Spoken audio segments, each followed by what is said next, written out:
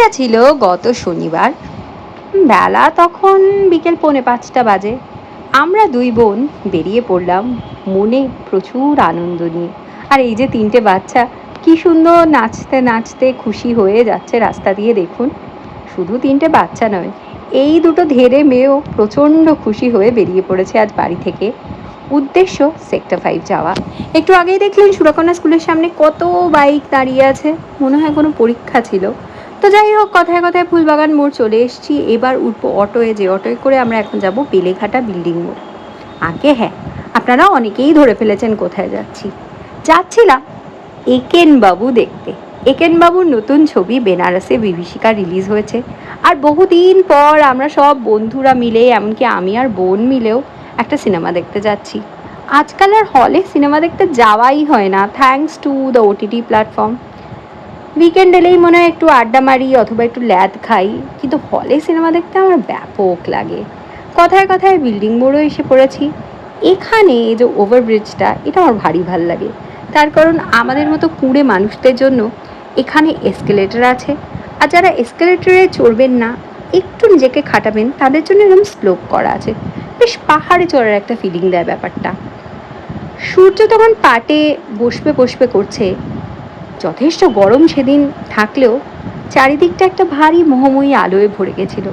সূর্যাস্তের আলোটা না আমার ভারী পছন্দের। জানি জানি আপনারা অনেকেই হয়তো খুব সুন্দর সুন্দর লোকেশনে থাকেন। আমার ভিডিও দেখে ভাবছেন থাকে তো ভারী ইট কাঠ কংক্রিটের জঙ্গলে, তার আবার এত সৌন্দর্য বর্ণন। কিন্তু কি করব বলুন, আমাদের তিলোত্তমা আমরা যারা এখানে থাকি তাদের ভারী প্রিয়। নেমে পড়েছি চিংড়িঘাটার মোড়ে। এখানে আমাদের জন্য সায়ন্তন অপেক্ষা করছে। ওর সাথে মিট করে আমরা 3 জনে চলে যাব আমাদের নেক্সট অটো ধরতে। যারা জানেন না তাদের জানিয়ে রাখি, আপনারা যারা চিংড়িঘাটা থেকে কখনো এসডিএফ মোড় যেতে চান, তো চিংড়িঘাটা ব্রিজের ঠিক নিচেই অটো দাঁড়িয়ে থাকে। আর এই যে সূর্যের রঙের সাথে মানানসই গনগনে টুকটুকু একটা জামা পরে সায়ন্তন আমাদের অভ্যর্থনা করতে দাঁড়িয়েছিল। জোকস অ্যাপার্ট, প্রচণ্ড গরমে বেচারা কষ্ট পাচ্ছিল, আমাদের আসতে 2-5 মিনিট দেরি হয়েছে যথারীতি। তো অটো পেয়ে গেছি, অটোয় করে এসে পৌঁছেও গেছি। এবার সোজা হাঁটা লাগাবো আরডিবি সিনেমা হলের দিকে। তার আগে এই যে গরিবের টাইম স্কোয়ারটা হয়েছে, ওটার সামনে দিয়েই যাব, আপনাদেরও দেখাবো। ডান দিকে যে ভূতের রাজা দিল বটটা পড়লো, শুনেছি এখানকার খাবার ভালো। আমার যদিও একেবারেই খাওয়া হয়নি, কারণ আমি চট করে বাইরে বাঙালি খাবার খেতে ভালোবাসি না। এই চত্বরটা এককালে ভীষণ আশা হতো। আজ বহু বছর পরে এলাম। কত শত ভালো খারাপ স্মৃতি চুপচাপ টুকটাক উকি মেরে গেল। তো আমরা পৌঁছতে মিঠুনও এসে গেল। ও গাড়ি পার্ক করছে, ততক্ষণে আমরা ভাবলাম নিউ ইয়র্কের কাছাকাছি যখন এসেই গেছি, টাইম স্কোয়ারের ভেতর দিয়েই যাই।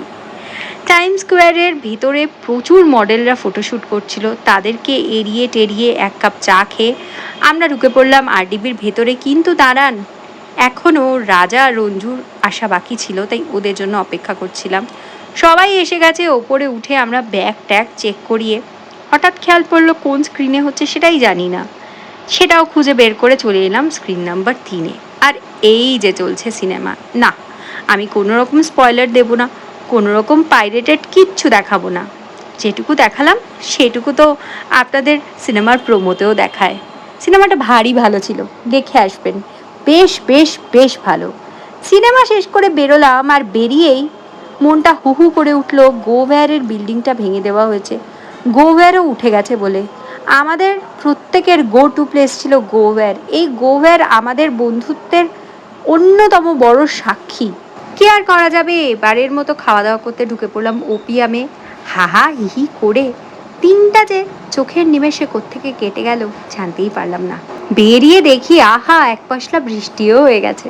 ভিডিওটা এই পর্যন্তই। ভালো লাগলে একটু লাইক, শেয়ার আর ফলো।